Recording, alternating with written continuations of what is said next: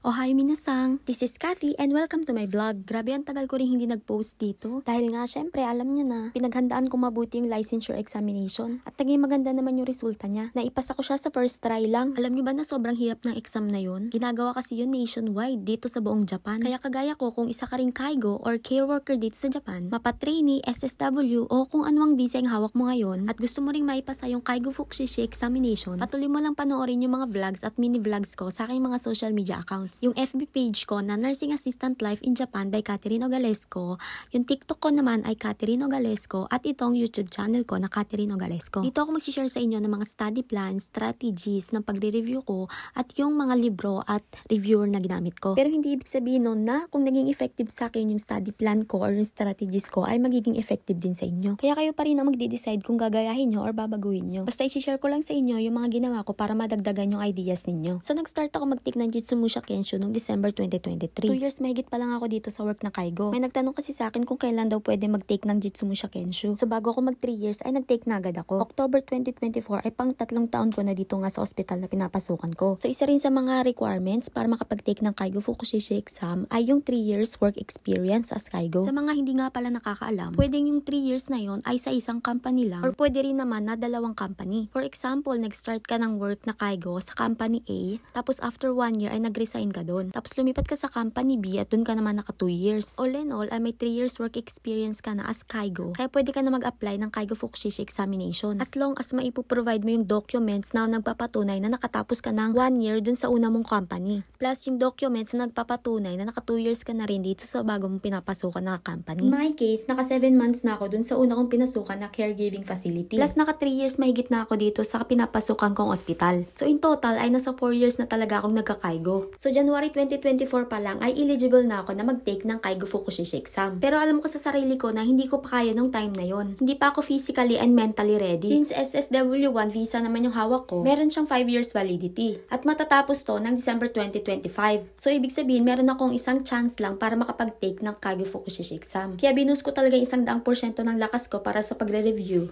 Alam nyo ba na bago ako mag-start mag-Kaigo ay nakaplano na lahat ng gagawin ko? Na kung bakit sa dami-dami ng trabaho dito sa Japan ay Kaigo yung napili ko. Kung may ilan sa inyong nakakapanood na ng mga dati kong vlogs, alam nyo pumasok ako dito sa Japan bilang trainee sa isang plastic molding company. At nung pang 3 taon namin dito at dapat ay patapos na rin yung kontrata namin dito, ay nagkaroon ng pandemic. Lahat ng tao apektado, lalo na yung mga trabaho. Ang dami nagkatanggalan sa trabaho, nalilay off, nawawala ng overtime. Kaya napaisip ako noon, ano ba yung trabaho na hindi masyadong maaapektuhan kapag nagkaroon ulit ng pandemic? I mean yung hindi magkakatanggalan sa trabaho. Since madami nga yung matatanda dito sa Japan, in demand talaga dito yung Kaigo jobs. So noong mga panahon na yun, ay nag-umpisa na ako magkaroon na interes sa Kaigo. Nagre-research ako, nag-take ako ng prometric test, at yung mga ina-applyan ko na agency noon, ang kinakailangan lang nila ay prometric test at JLPTN4. At nalaman ko nga rin na pwede ka makapagtrabaho ng tuloy-tuloy dito sa Japan basta maipasa mo lang yung licensure examination. Kaya ilang buwan pa lang ako sa pagkakaigo ay pinapractice ko na agad yung mga basic. Tapos kinumpute ko na mabuti yung timeline. Dapat makapaglaan ako ng 1 year na review bago yung Kaigo Fukushishi exam. So noong December 2023 hanggang February 2024 ay nag-take ako ng Jitsumusha Kensho. Then noong March 2024 ay nag-start na ako ng basic na Kaigo. Nagbabasa ako ng mga basic na books. Then from April 2024 hanggang January 2025 ay nag-review na ako para sa Kaigo Fukushishi exam. Kung mapapansin nyo sa vlog na to ay puro video ng laptop ko yung nakikita ninyo. Hindi yan para i-flex ko sa inyo yung laptop na meron ako. Yun ay dahil sa buong 1 taon na pagre-review ko ay eto lang naman talaga yung kaharap ko. At saka para ipakita ko rin sa inyo kung paano yung pagsi-self-study na ginawa ko. Marami kasi nagtatanong sa akin kung ano daw ba yung libro na ginamit ko para sa pagre-review ng Kaigo Fukushishi exam. So bumili ako ng Koka Navi na recommended naman din talaga ng mga nag-take na ng Kaigo Fukushishi at nakapasa din. Kaya lang since hindi naman lahat ng kanji na nakasulat doon ay nababasa ko, inaabot ako ng siyam-siyam para matapos yung isang page. So ang bagal talaga ng progress ko ng time na yun. Kada may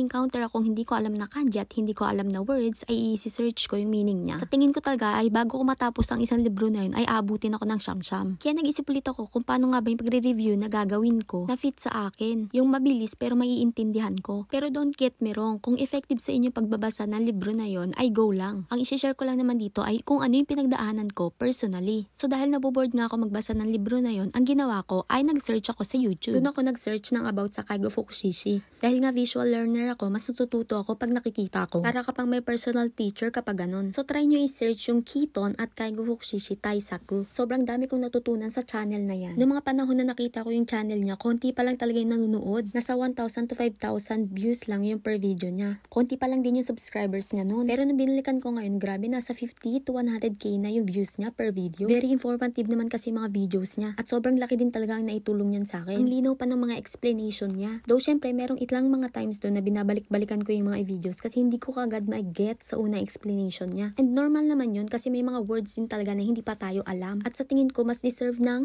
YouTube channel na to, mas makilala pa kasi sobrang laki ng tulong niya sa Kaigo community. Lalo na sa atin na nagpe-prepare para sa Kaigo Fukushishi examination. Gagawan ko na lang siya ng hiwalay na videos para sa mas detalyadong explanation. Isasama ko na lang din doon yung link ng YouTube channel niya. So nang natapos ko nga lahat ng videos sa YouTube channel ni Kiton, nagtry na ako ng mga mock exams. Ito yung mga panahon na inaabot na ako ng late na ng gabi sa pagre-review tapos gumigising pa ako ng maaga na sa madaling araw para mag-review ulit. Ang ginamit ko naman dito yung free app.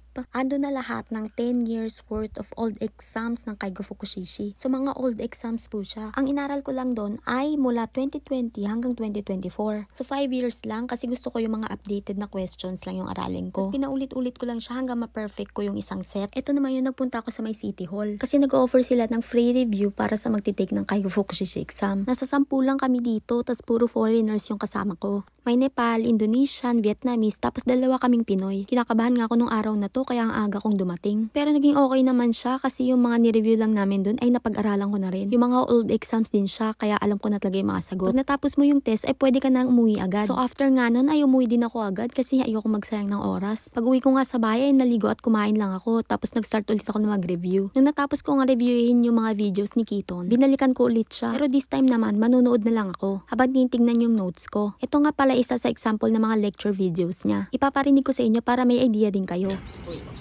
末梢の静脈には血液の逆流を全身の末梢で老廃物を受け取り So pagpasok ng 2025 ay sobrang kabado na ako ng time na to. Kasi weeks na lang yung bibilangin. At sa Kaigo Fukushishi exam nakasalala yung future ko dito sa Japan. Kaya nagpunta kami dito sa may shrine. Actually, tradition din talaga to ng mga Japanese. Nagpupunta sila sa shrine pag nagpalit na yung taon. Tapos insult nila sa ema yung wish nila. Yung iba nagpapadasal para ma-cleanse sila. Ako naman, isa lang talaga yung pakay ko dito. Ang sinulat ko nga ay sana makapasa ako sa Kaigo Fukushishi exam sa taon na to, 2025. Sinulat ko din yung taon, syempre kailangan nating maging specific. Mahirap na, syempre diba? Baka makapasa ka nga pero next year pa pala. Actually, last year, ginawa ko rin to. Kasama ko naman yung nurse na friend ko sa work. Nagpunta kami sa sikat na shrine sa Kyoto, sa Kiyomizu-dera. Tapos yung lapis tsaka pambura na gagamitin ko sa exam ay pinabless ko rin sa Catholic Church. Grabe na rin talaga yung pressure na nararamdaman ko nung mga time na to. Hindi ko na rin alam kung anong mararamdaman ko, kung maiiyak ako, kakabahan o ano. Dito ko na rin kasi malalaman kung magiging maganda ba yung result ng pag-aaral na ginawa ko. Tapos 1 week before yung exam, humabol pa ako ng review. Nung panggabi ako at lunch break ko, trinay kong gawin ulit itong Mogi Monday Shu. Compilation to ng mga questions na pwedeng lumabas sa exam. 1.5 hour naman yung oras ng break time namin kaya may time talaga ako. Usually kapag break time, kapag panggabi ako ay natutulog talaga ako. Pero dahil malapit na nga yung exam ng mga araw na to, hindi ako makatulog dahil sa kaba. Kaya ginamit ko na lang yung oras para makapag-review pa. Lahat ng nakasulat sa study plan ko na kailangan kong i-cover ay napagdaanan ko naman na. Na-review ko na yun lahat. Ang ginagawa ko na lang ngayon ay nire-recall ko na lang siya. Simula nung pumunta ako dito sa Japan, ito lang ata yung exam na sinunod ko yung study plan ko. Syempre ibang level na to, licensure examination to. At saka isang chance lang ang meron ako. Kung hindi ako makakapasa dito ay wala akong choice kundi umuwi na ng Pinas. Which is ayoko namang mangyari kasi hindi ko na talaga nakikita yung sarili ko na magtatrabaho ulit sa Pinas. Pero don't get me wrong, may intindihan siguro ng mga kapwa ko